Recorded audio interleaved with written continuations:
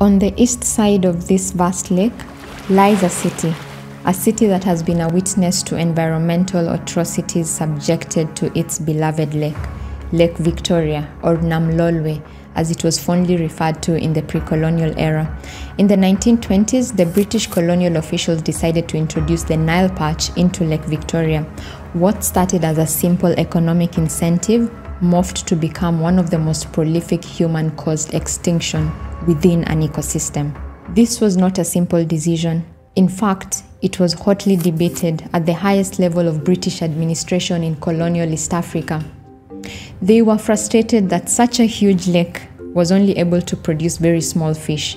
To the locals, these small fish served them well because it was easy to fish them out of the lake and they would easily transport the surplus and sell them in the markets. These types of fish included tilapia and the Lake Victoria sardine, popularly known as omena or daga. They belong to a family of fish known as the cichlids, and they are endemic to the lake. They've been there since the lake formed 400,000 years ago. The colonial officials, however, had other plans. They preferred the Nile Perch since they grew all the way to 2 meters.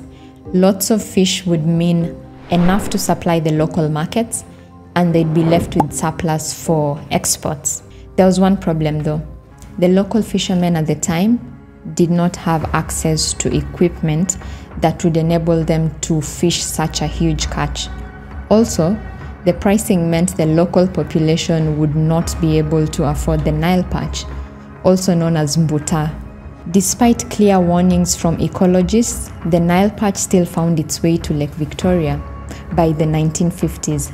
What followed was massive predation of the cichlid family. The Nile Perch proved to be disastrous because of their indiscriminate eating habits. The food chain was altered. The cichlids fed on algae, and as their population dwindled, the amount of algae grew at an alarming rate, thereby choking the lake. The increased amount of algae in turn increases the amount of dead plant material known as detritus, which usually falls to the deeper parts of the lake before decomposing. Because of this process, oxygen levels in the deep section of the lake dwindles. This is known as eutrophication. This then forces the fish to operate within such a narrow range of depth of the lake. Lake Victoria is considered a shallow lake. It has a maximum depth of 80 meters and an average depth of 40 meters. So you can see the fish are left with such a small depth to call home. There is still an ongoing debate as to who exactly introduced the Nile Perch into Lake Victoria, but several plausible theories have come to light. Ecologists warned that this would present a serious danger to the native fish species and that extensive research on the possible ecological effects was required before making the move. They were concerned about the cichlids. Despite their importance in local fisheries, colonial officials regarded them as trash fish.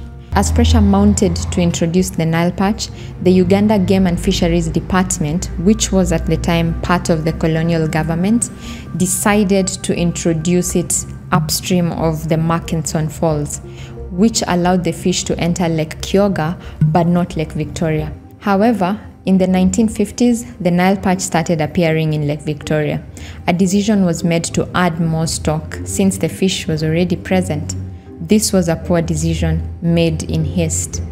Reports indicate that Uganda Game and Fisheries Department, the UGFD, denied involvement in the process, but circumstantial evidence has shown that local East Africans employed by the UGFD made claims that they introduced the species between 1954 and 1955 under the instruction of senior officials.